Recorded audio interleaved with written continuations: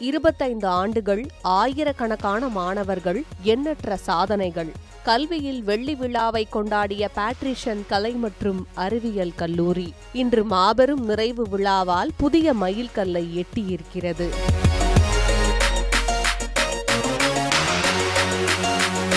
சென்னை அடையாறு பேட்ரிஷன் கலை மற்றும் அறிவியல் கல்லூரியின் ஓராண்டு கால வெள்ளி விழா கொண்டாட்டங்களின் மாபெரும் நிறைவு விழா வெகு சிறப்பாக நடைபெற்றது. கல்லூரியின் 25 ஆண்டு கால கல்வி சேவை, சமூக பங்களிப்பு மற்றும் கல்விசார் சாதனைகளை போற்றும் வகையில் நடைபெற்ற இவ்விழாவில் தமிழ்நாடு சட்டப்பேரவைத் தலைவர் JCD பிரபாகர் மற்றும் செயற்கை நுண்ணறிவு, தகவல் தொழில்நுட்பம் மற்றும் டிஜிட்டல் சேவைகள் துறை அமைச்சர் டாக்டர் R. குமார் ஆகியோர் சிறப்பு விருந்தினர்களாக கலந்து கொண்டு விழாவை சிறப்பித்தனர். நிகழ்ச்சிக்கு கல்லூரியின் இயக்குனரும் செயலாளருமான அருட்சகோதரர் வின்சென்ட் ஜார்ஜ் தலைமை தாங்கினார். மேலும் அருட்சகோதரர் முனைவர் S. ஆரோக்கியராஜ், அருட்சகோதரர் ஜெரோம் எலன்ஸ், கல்வி இயக்குனர் முனைவர் ஃபாத்திமா வசந்த், முதல்வர் முனைவர் ஆரோக்கிய மேரி கீதா ரூஃபஸ் உள்ளிட்டோர் கலந்து கொண்டனர். வெள்ளி விழாவின் ஒரு பகுதியாக முன்னாள் இயக்குனர்கள், முதல்வர்கள், ஓய்வு பெற்ற பணியாளர்கள், 25 ஆண்டுகள் பணியாற்றிய ஆசிரியர்கள், முன்னாள் மாணவர் தலைவர்கள், சிறப்பு முன்னாள் மாணவர்கள் மற்றும் பெற்றோர் ஆசிரியர் கழக பிரதிநிதிகள் கௌரவிக்கப்பட்டனர்.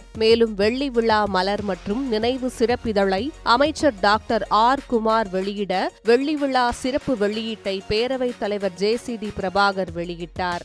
நிகழ்ச்சியில் பேசிய பிரபாகர், மாணவர்கள் நேர்மை, தலைமைத்துவம் மற்றும் சமூக பொறுப்புணர்வுடன் செயல்பட்டு நாட்டின் முன்னேற்றத்திற்காக பங்களிக்க வேண்டும் என்று வலியுறுத்தினார். அதேபோல அமைச்சர் டாக்டர் R. குமார் செயற்கை நுண்ணறிவு, புதுமை மற்றும் டிஜிட்டல் திறன்களை மையமாக கொண்ட கல்வியின் அவசியத்தை வலியுறுத்தியதுடன் தொழில்நுட்பத்தை அறநெறியுடனும் சமூக பொறுப்புடனும் பயன்படுத்தி எதிர்கால சவால்களுக்கு மாணவர்கள் தயாராக இருக்க வேண்டும் என்று அறிவுறுத்தினார்.